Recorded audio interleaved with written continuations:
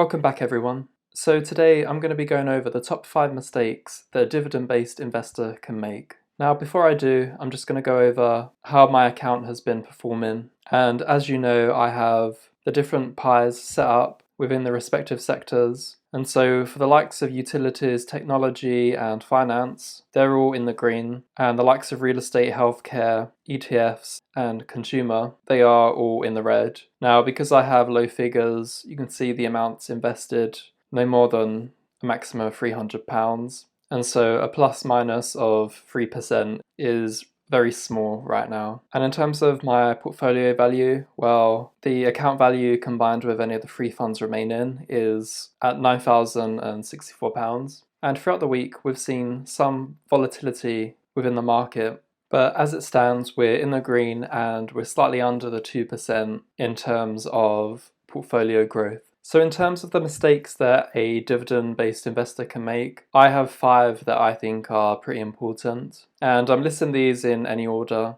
Okay, so kicking off with the first mistake, and that is when you select the wrong investing account. And so when you set up a stocks and shares portfolio, you generally have 2 choices to make. You either select an invest stocks and shares account, or you select an ISA stocks and shares account. Now in the early days of investing, it really doesn't matter if you open an invest or an ISA account, assuming that you have a small amount of money. But when you have larger sums of money, it's much better to open an ISA stocks and shares account. Now for dividend-based investors, it's more preferable to use the ISA account, and that's because we have tax limitations. Now we're going to talk about that in a later point, but the tax threshold is much smaller for dividends, and so an ISA account protects you from having to pay more in taxes. But for those who have an invest account, generally it makes more sense to hold growth-based stocks, and that's because you have a high tax threshold.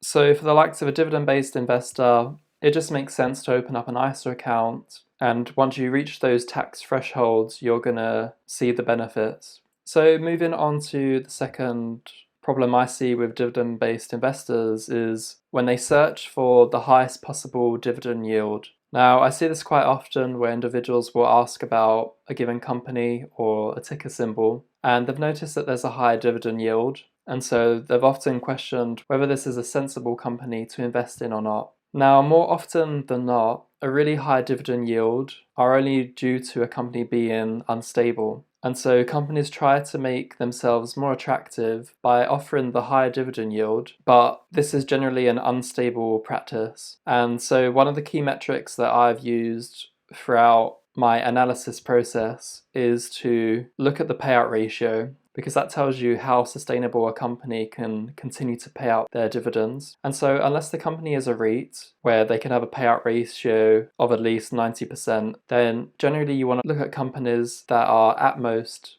50% in terms of their payout ratio. Now this is just a figure. You can go to max 60 or max 70%, which I have with certain companies, but you'll have to look at other metrics for you to justify why you can invest in a company that has a higher payout ratio. Okay, so point number 3, failing to account for taxes. And so when you have an ISA account, it means that all the dividends that you earn and the capital gains of the individual companies that you invest in, those are all tax-free. Now I provided a clearer breakdown in a separate video, and I'll attach the video on the screen now. But as a brief summary, when we earn dividends, we are allowed a tax-free amount of up to £2,000. And so if you opened up an invest ISA account and you received more than £2,000, then you're going to be paying a set percentage in terms of taxes, and that's really not ideal. Now, of course, you need a large amount of money to receive £2,000 of dividends for a given tax year, but many of us investors can make that amount of money in the future, and so it makes sense to have an ISA wrapper or a standard stocks and shares ISA account. And so we can simply avoid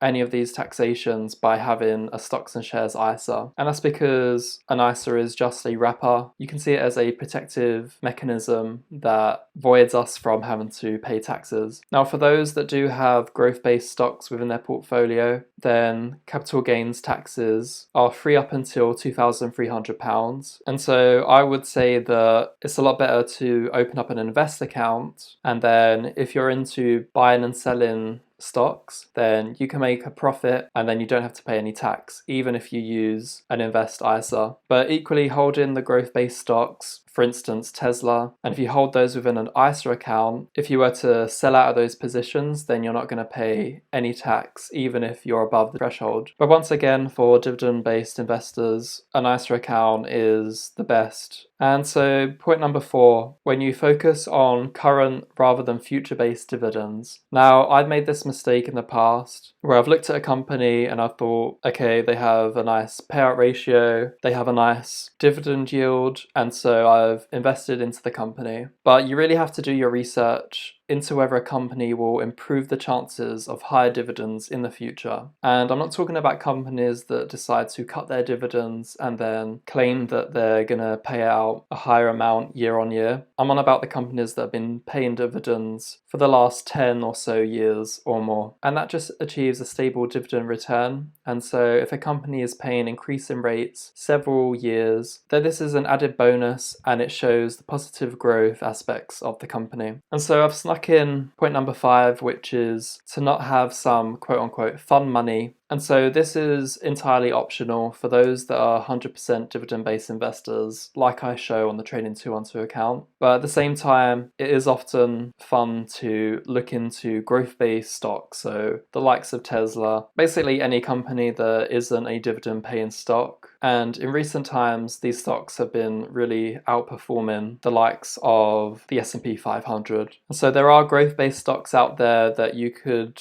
miss out if you don't invest. And as a side note, I actually use Etoro for the most part to invest in those growth-based stocks. If anyone's interested in more Etoro-based videos, let me know in the comments below and I can talk more about the growth-based stock side of things. But as a general point, you can have a separate account, you can invest in different companies that are, say, growth-based stocks, and you can apply a different investment strategy such as buying and selling out of stocks. Now, of course, if you don't know what you're doing, this is generally frowned upon, and that's why the dividend-based investment approach is what I mainly focus on. And so if you have a small amount of money that you are willing to risk, then you can always try out a different investment strategy and you'll have exposure to the likes of these growth-based stocks. And for some people that could be quite fun, for others it can be very scary. So as I said earlier, point number 5 actually has nothing to do with dividend-based issues, but it's just a point I wanted to throw out. So for those dividend-based investors out there, let me know in the comment section below if you've faced any other types of problems. I'm sure collectively we can learn from each other, so it's always good to